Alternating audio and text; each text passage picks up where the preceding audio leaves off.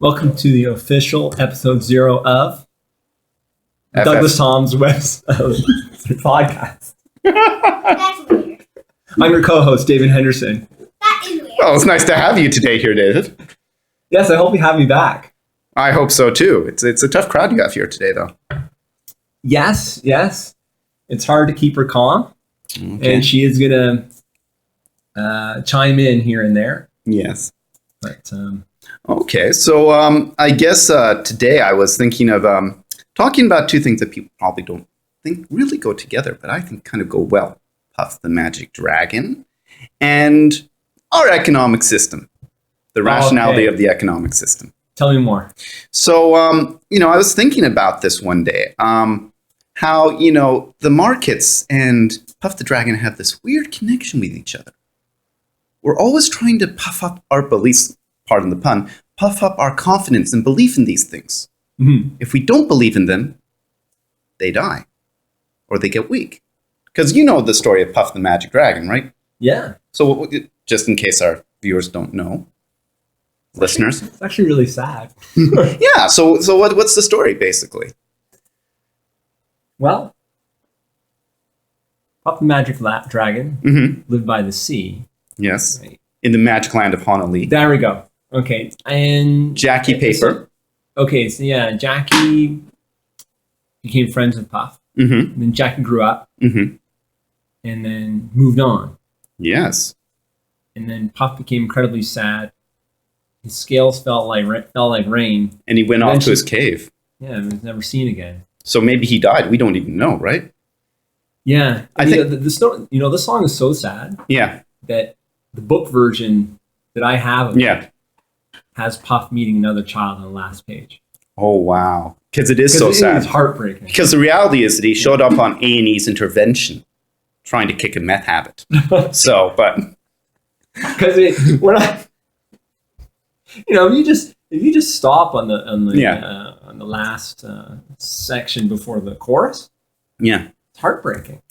It is. And the interesting thing is I think most people think, yeah, that's just really sad on a nostalgic sense, how kids grow up and they lose that imaginary world. They lose that imaginary power. Mm-hmm. But let's shift to another part of where people had that idea. They first started with the idea that the magical world is built on imagination. And if humans stop believing in it, it falls apart. Mm-hmm. Kind of like the never-ending story. So basically, it had impacts on the real world. So, for instance, if you look at a horror movie like Freddy Krueger, Nightmare on Elm Street, Yeah. what happens in your dreams actually impacted the people in their lives. Yes. So, All right. If they die in their dreams, they were dead in real life. so if you think about it, if you stop believing in Puff, Yeah. he starts dying, Okay. but so do you. Imagine if you were linked. Kind of like E.T., Oh, jeez. right? Right. Elliot. Somehow they're linked. Mm-hmm. And that kind of explains where we are with our modern markets. We believe in confidence, right? We have to have confidence in what we're doing for the system to stay floating up. Yeah. If we stop believing in it, the market falls. But it also impacts us. Yes. So, that's what I find kind of interesting. There was an interesting quote I'll just quickly get to here about how this kind of impacts modern day, central bank heads of the central banks. It's quite a funny quote. So we'll just look at it here. At times of crisis, central bankers generally believe that it's prudent to obey the admonition that their mothers over the centuries have passed on to the children. If you can't say anything nice, don't say anything at all. It avoids the recurring dilemma that confronts financial officials dealing with a panic. They can be honest with their public statements and thereby feed the frenzy, or they can try and be reassuring, which usually entails resorting to outright untruths. Yeah, I haven't heard a lot of quotations from the central banks for the reasoning for, let's say, their zero interest rate policy or even negative interest rate policy in Europe or Japan. Yeah, I guess it's just, hey, we're going to save the economy, so don't put your money in the bank, spend it or something. Exactly. Is that what they're saying to people? Yeah, like they can't tell the truth, otherwise it would actually lead to a bigger panic. And so it's based on people's sense of imagination. You've got to control their sense of imagination. You've got to keep The them. belief in the system. You got to keep them having a positive belief in Puff, Yes. or it's going to all fall apart. I like how Puff just keeps going because you puff up the Yeah, economy with this stuff. exactly. And here's the interesting thing, because when you think a kid like Jackie Papers, he grows up, he stops using this imagination. He stops playing in this imaginary land. But it's quite central to us if you think about it. Because what are some things you might think, for instance, that, okay, people use imagination as adults, but what would they use imagination for? Solving problems. Right. Yeah. So maybe you're a project manager, a scientist, maybe you write an interesting novel.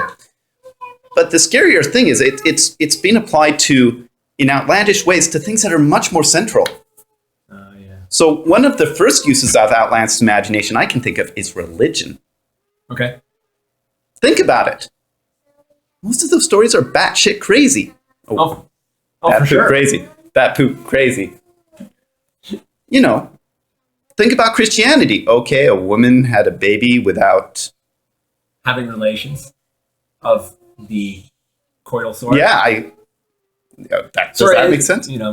It's no explicit language in this podcast. Yeah, right? no So, explicit language. yes. And then We're clean here. It's a family podcast.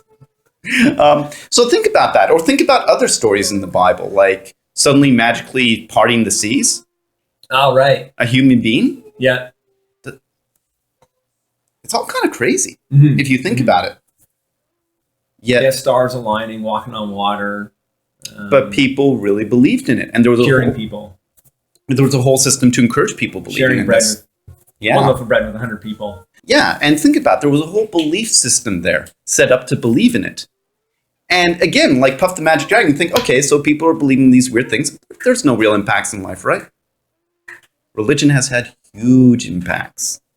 Oh, myths. Yeah, for sure. People getting into silly little arguments like, so is God one person or three things in Christianity? Okay. That led to wars. Yeah. That led to people getting executed. Yeah. So it's kind of crazy, but that weird imagination that we applied to that was impacting back then. And if you think about it, you might think, oh, well, that's back then before people knew any better. Right. But we're applying it to our economy. Okay. And also, people, even today, there's a cultural war going on. Mm. You got, the only way you could somebody could justify terrorism with some kind of myth, to blow themselves up or something. That's true. The thing that's, is there a specific market you're thinking of? Maybe all of them, because they have they have been responding differently over the past, well, let's say since the financial crisis of 2008, 2009. There have been different things that have happened. Yeah. Maybe because the Canadian market has reacted more normally to what's been actually happening with businesses in the Canadian market. Mm. Whereas the S&P 500 has just gone more or less straight up, and mostly because of the liquidity provided by quantitative easing. Yeah. And all this myth talking and zero interest rates and so on by the federal bank. But there have been markets that have failed. But I think that on some of the quantitative easing, they are going up. Mm-hmm. And I shouldn't say failed; they've gone down. What is quantitative easing? I don't think I can define it better than just saying the government is trying to have money flowing in the system by buying corporate bonds. So to increase the money supply. Yeah, so the money is just flowing more into the economy, and it seems like in the United States, it's just pumped up the stock market. Right. It seems like in 2013, the economy was going well enough that the earnings were good, and so that's why the S&P 500 I think went up approximately 30. Yeah. 32, maybe more precisely, but approximately 30%. But since then, it's been flat. Well, 2014 was about 10%. Last year, if you included dividends, it was flat. and Wow. this year just below even. They did have the up until a certain point, the third week of January, it was the worst start of any year. S&P 500 went down by 10% in the first 3 weeks. And I guess it's very interesting because there are some things that seem kind of rational that run these markets, such as, how are corporations doing, corporate profits, the amount of money being bought. But in the end, what is driving a large part of this is something very intangible called confidence. Yeah. And they actually do try and measure this. They have consumer confidence indexes. Sure. Yeah. And that's very interesting. Like they're literally measuring people's imagination and feelings. Yes. And they got a number for it. Exactly. And that's what really makes economic very interesting. Oh, right. That there are stories and myths related to what the prices of these things are. Exactly. And if this does end up leading to a massive bubble that then pops again and has like a 50% retracement's too gentle a word. Yeah. A 50% crash. Then it would be a crash in a long history of crashes if you keep going back enough years. Yeah. With what happened in the financial crisis and how they're saying is the worst thing since the Great Depression, and the Great Depression is always referred to. Yeah. But there were certainly other crashes in the past. Yeah. There's a great little scene I love the whole movie, but in the movie Margin Call, near the end when the boss of the company, played by Jeremy Irons, is talking with Kevin Spacey. Yeah. To quit. Jeremy Irons, he rattles off these years, and he's going 1792, 18 something. So there are all these bubbles and crashes. Yeah. So in the next 10 years, we could certainly see it again. Exactly. I don't know when it's going to come. When does the myth reveal as a myth? Exactly. When do people stop believing in puff again? Yeah. So that's what's kind of crazy, because you think that nowadays we're very modern, very scientific, but in the end, economics is based on something that is, to a large degree, science can't help with. Value. Yeah. Value. How can you measure value? That's a very subjective, very cognitive thing. We can put the weight of this cell phone we're talking into here, and you can say, oh, I think it's 1 pound, I think it's half a pound. We can put it on a scale, and it will give us an objective reading of what it is. The value of this phone, well, there's no scale we can put on to get the value. Right. We've just kind of got to create these social mechanisms that everybody plays into. Because in the end, if money itself is Puff the Magic Dragon, I give you $10, a $10 bill, it's a piece of paper. Right. What can you do with it? Well, you can do whatever you can do with a piece of paper. Yeah. Except probably not write on it very well. The only reason I think we think it has a value is because we have an agreed, we're playing a game. We both agree it's worth $10, which is relative to this. Yes, and for at least for now, the government's backing it up. Exactly. For now. You never know when they'll say no more paper money. Because I don't know if you heard that. I think in Europe they want to end the 500 euro note. Yeah.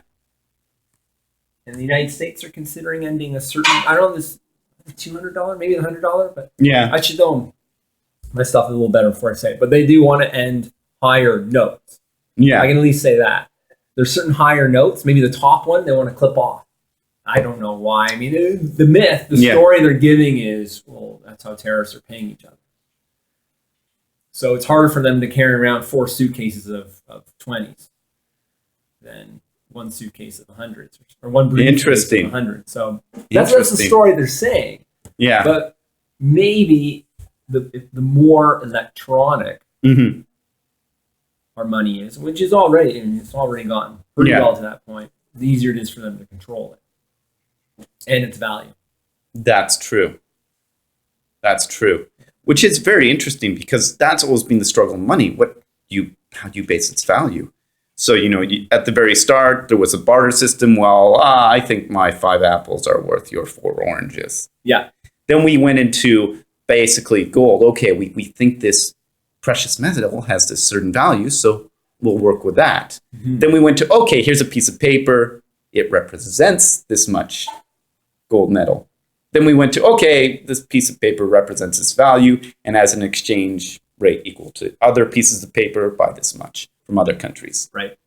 Now we're dropping the piece of paper. Yeah, I was surprised to learn, Yeah. I mean, not too long ago, that the whole separation from the gold standard is only about 45 years old or so. It's from the 70s in the United States, I think. Yeah, well, and it's great that you bring up the gold standard because, again, it's kind of this weird game of imagination if you think about it. Basically, Oh, yeah. I mean, the only thing that's great about gold is that it doesn't rust. exactly. Actually, gold's really heavy. Did you realize that, like, I was reading this, 117 inch cube weighs a ton. Wait, 17 inches Cubed. So you got like a shoebox size almost. Or, Yeah, I don't know, A but- large, a boot box. It's a ton. It's a ton. I don't know if that's a metric ton. I don't know if that's a imperial ton. That's pretty dense stuff. That's very dense, isn't it? That's no wonder if they say, oh, we can find 1 gram in a boulder. It's great. Yeah, and it's very interesting because the whole idea, of course, behind the gold standard is it's a way to regulate the money supply. Okay. Because you're saying that, hey, we're not going to let governments regulate the money supply because they might play games, right? And trying, for instance, if they owe a lot of money, maybe they'll try and print a lot of money, and then people who have their savings in this will see their values drop incredibly. Yeah. And by saying, hey, we're going to base it on the amount of gold there is, that's an independent factor. But you think about it, it's kind of crazy. You're saying, hey, we're going to base it on the amount of discovery and the amount of gold in the world, which you have, which you have no control over. The amount of money in the world is limited. But I guess, I suppose perhaps it would have kept control on inflation. I don't know, though. That's partially the idea, right? But if you think about it, it's kind of crazy because you are just kind of linking it to this totally casual thing that might not, you know what I mean? Yeah. It's kind of like saying we'll pay as people a wage based on how many letters D they have in their name. Hey, I'm not doing so bad. I know. Actually, yeah, you're doing well. Yes. I make twice as much as you do. You do. I'm David, by the way. That's true. David Henderson. Yes, I got a D in there, too. I'm Douglas Toms. I'm screwed. I don't think there's this. No, S's. The S is the only thing that I can look to. There would be a bubble in D's and names and lengthening names. Exactly. Yeah. Lots of Goddards would be born. That's true. Okay. Now, I guess, are you there? Okay. I wouldn't mind taking a moment to say, how many examples are there? Well, no, there are an unlimited number of examples. But let's take a look at a few examples of things that have value where it's very easy to say it's been invented. Like, let's say you go to the store, you want a half-liter bottle of water, and it's $1.70 before tax. $1.70 for 500 milliliters of water. That's insane. I mean, you could fill up. You can go to the tap. And get that for nothing. But that bottled water, and if it's Dasani, it's filtered tap water. Yeah. And there's one other brand, I can't remember what it is, but both Coke and Pepsi are in on it. If it's Dasani, at least. It's filtered tap water. Yeah. And so the value of that bottle of water is, I mean, it's the same. It's just as irrational as the price of a hot dog at the baseball stadium. Well, exactly, and that goes to the point that kind of money doesn't have to do a very good job at catching. Value is very contextual. In circumstances, you're in a desert. Well, right, then the bottle of water is worth everything. It's worth everything. It can become infinite value if you're near, if your life depends on it. Yeah. On the other hand, if you're flooded, if your house is flooded, you're actually paying people to remove your water. Yes. You want that water gone. Right. So that's the problem with kind of our economic system. Yeah. Or, I mean, of course, those are extreme examples. certainly the prices will go insane in those situations. But even just in our regular daily lives, nothing out of the ordinary happens. Yeah. You still got that $1.70, 500 milliliter bottle of water. You get house prices, let's say, going from 500,000 to 650,000 over the course of a couple of years, maybe, or even that there's a house and you get enough bidders on it, and suddenly the price goes up over $100,000 in 2 days because of the bidding. And I mean, to me, at a certain point, I think it's reasonable to look at something and say, there's got to be some kind of intrinsic value. But maybe, the market decides with how much they're willing to pay. Like, Apple understands that they can sell an iPhone for 400 plus. Yeah. I mean, the iPhone 6 was 700, 800 if they were not connected to a plan. Yeah. Whereas if you get another phone company who's still in the game, but maybe not as big as Samsung, LG, and Nokia's gone. BlackBerry, those phones be worth nothing now. No, but like my brother-in-law told me about a company called Blue, just BLU, and they sell unlocked phones for $200. You get them on Amazon. Oh wow, $200. And he says he likes it, and it's only a matter of time before somebody says, these jokers, the party's gonna be over at some point for Apple. Yeah. People are just, the phones can just become a commodity. Yeah. And somebody's gonna say, you know what, these things, they should never be more than $200. We can make them for $100. So here you go. Yeah. At a certain point, I think maybe the market will, it does flow in different directions. Maybe after a certain point, toaster just will not get more than $50 after a certain point. You just can't convince people it's going to magically do something to toast. Yeah.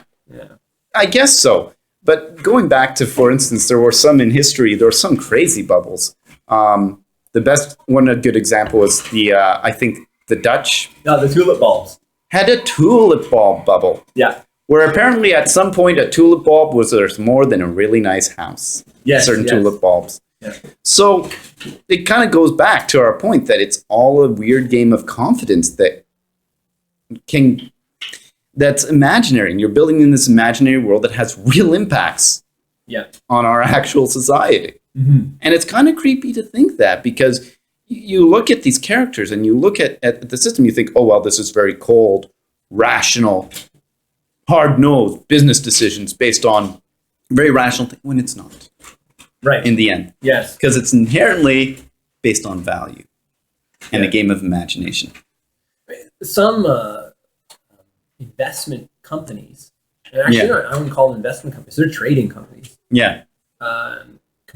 Completely work on the fact that everything's a myth. Because the example would be, the system. I'm reading a book called Following the Trend. And all they'll do is they will buy and sell investment vehicles in currencies, commodities, agricultural products, interest rates, stocks and bonds. Yeah. And they don't look at any of the underlying information. Yeah. And so because stocks are easy to talk about, let's just say the stock market in the US crashed March 2009. Its final downward leg. Oh, okay. It finally hit its bottom, 666. Wow. In March 2009. Okay, so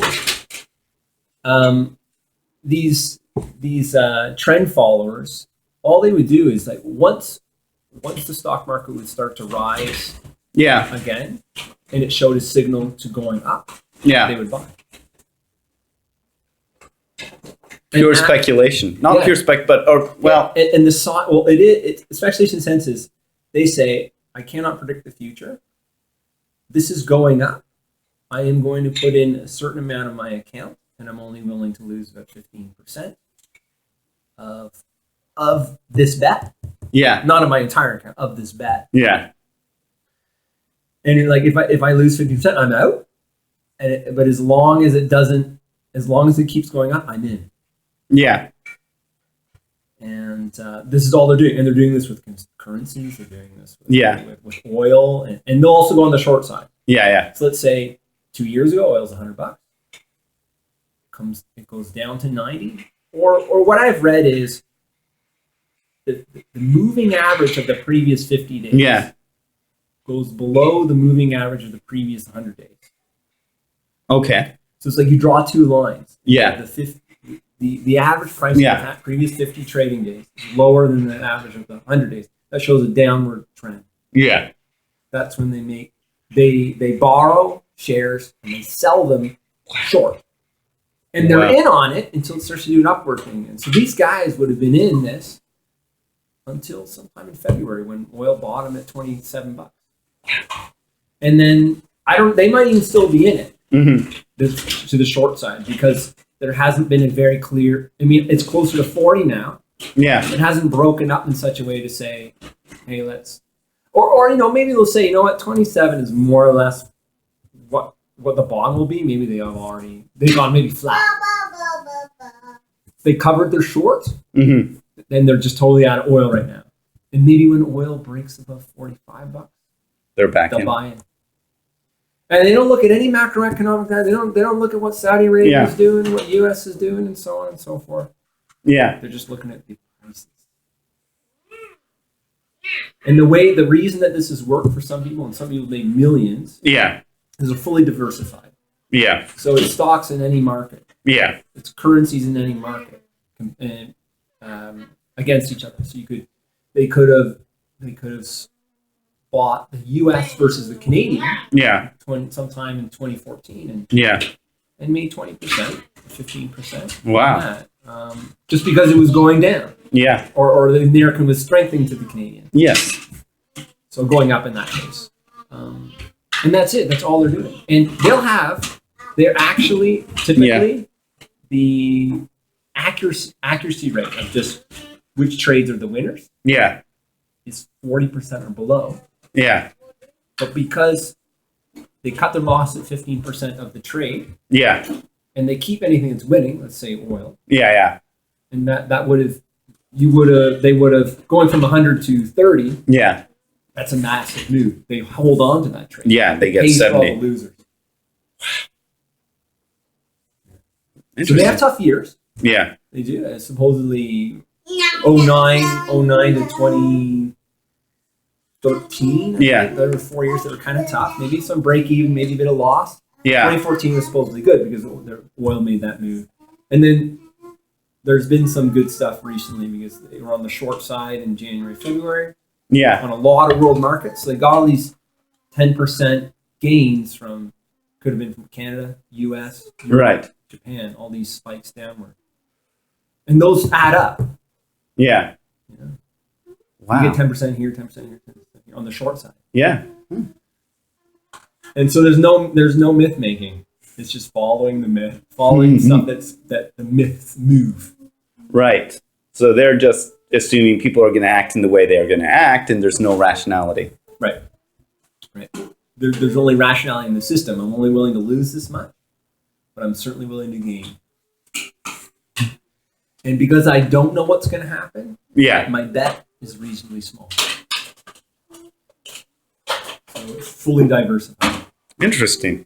Like the one of the calculations in the book was that the position size will be such that on a single day move, you won't expect more than a 0.2% change in your account on that one trade. Yeah. It's to control the volatility of your money change. Yeah. Sounds like you'd need a lot of capital to begin with, though, because you need to diversify. To fully be involved in every market. Right. Right. I have read part of a book in which it's just one guy doing it, and he is in 40 markets. I don't know how he cut it off because the big guys will have about 100 or more. 1,000. Oh, 100 markets. Oh, 100 so markets. meaning like U.S. stock market, the Nikkei in Japan. Oh, yeah. Okay. The DAX Yeah. in Germany. As for stocks, and then currencies, you would be like U.S. versus Canada or U.S. versus the euro. And then you got oil, you got lean hogs, Yeah. wheat, silver, gold. They're doing all Everything. Yeah, you name it. If it's on in a liquid market, Yeah. they're doing it because Okay. they want to be able to trade Yeah. millions of dollars worth. So Okay. it's interesting because Mhm. it's interesting to me because they can take their system Mm-hmm. and very easily backtest it Mm-hmm. and say, okay, if I bought when the 50-day was above the 100-day Yeah. moving average, how did I do? You can look at the data, Interesting. and going back several years, you can say, oh yeah, on average in a year, I can make 15 to 20%. That's Think true. about how you close it out. So let's see. Well, so that's kind of just our kind of what we wanted to talk about today, and just kind of point out how that in the end we might think that kids are really funny with the imagination games they play and how outlandish they are, but the truth is we do them as adults with much heavier impacts, and in something very close to all our lives, the economy. Mm-hmm. So enjoy that imagination game of economy. Yes. Don't let it burn you. Yes. Oh, and by the way, we haven't given any investment advice on this podcast. All right, so No. don't go Don't go into investment. shorting anything right now. Okay, it's very complicated. I don't even know how to do it. No. Okay. See you later. Yeah. Bye. Bye.